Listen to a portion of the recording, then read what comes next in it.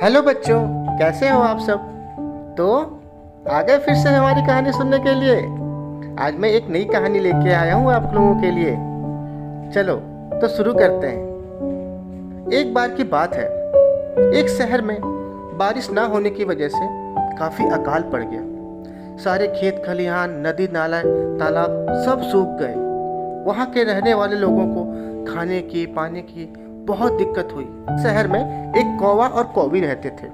उनको भी खाने का और पानी का बहुत दिक्कत हुआ। तो कौवे ने कौवी से बोला कि चलो हम जंगल की ओर चलते हैं, वहाँ हमें रहने खाने पीने के लिए कुछ ना कुछ जरूर मिल जाएगा। उसके बाद कौवा और कौवी जंगल की ओर चल पड़े। वहाँ एक तालाब के किनारे एक पेड़ के ऊपर उन लोगों ने अपना घर बना लिया। उस तालाब के अंदर पानी में रहने वाला एक कौवा रहता था, जो उस तालाब में जब भी भूख लगे अंदर जाता था और मछलियां पकड़कर खा लेता था। और जब उसका पेट भर जाता था तो वो तालाब के ऊपर आके खेलता भी था। वो कौवा और कौवी इस घटना को रोज देखते थे। कौवे के मन में एक ख्याल आया। उसने सोचा कि अगर वो उस कौवे से दोस्ती कर लेगा तो उसको भी मछलियां मिलेंगी और कभी भूखा नहीं रहना पड़ेगा।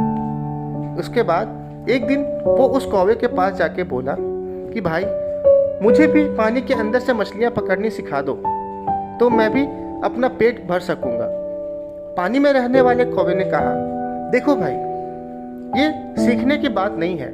मैं पानी वाला कौवा हूँ, इसलिए मैं मछलियां पकड़ सकता हूँ। तुम मेरे मित्र हो, तुम्हें जब भी भूख लगे तुम मुझे बता देना, मैं तुम्हें मछलियां पकड़ के दे दूंगा और तुम खा लेना।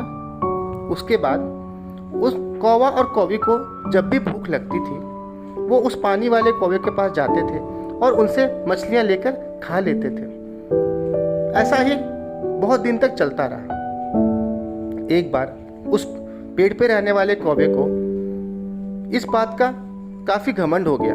उसने सोचा, ये पानी वाला कौवा इस काम को कर सकता है तो मैं क्यों नहीं कर सकता। मैं कब तक इसका एहसान लेता रहूँगा। तो अब मैं खुद इस तालाब में जाके मछली पकड़ूंगा और उस पानी वाले कौवे को ये दिखा दूंगा कि ये काम मैं भी कर सकता हूँ, ये मैं आज ही करूँगा।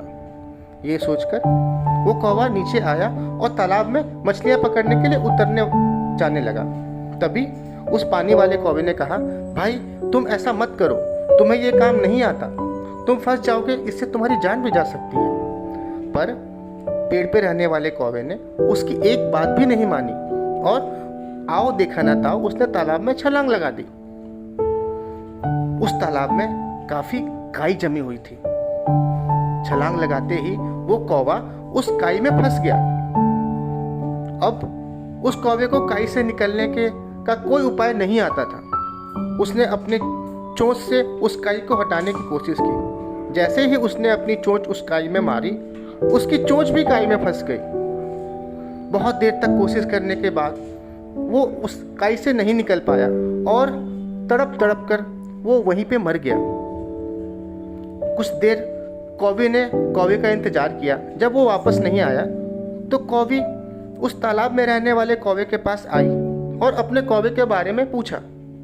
तो तालाब में रहने वाले कौवे ने उस कौवे को सारी घटना बताई और उसने ये भी बोला कि उस कौवे ने अपने घमंड और बेवकूफ़ी से खुद अपनी जान इस तालाब में दे दी। तो बच्चों, इस कहानी से हमें क्या शिक्षा मिलती है।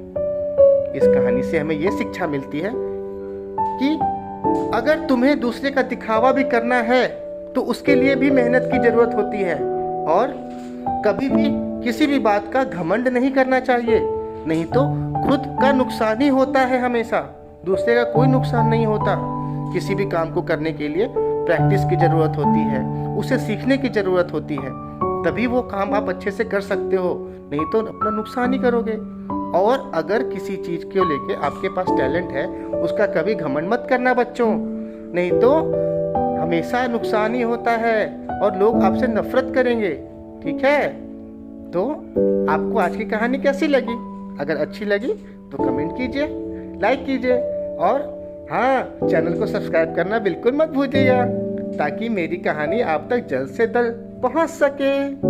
ठीक है बच्चों, तो अब मैं चलता हूँ। Bye bye.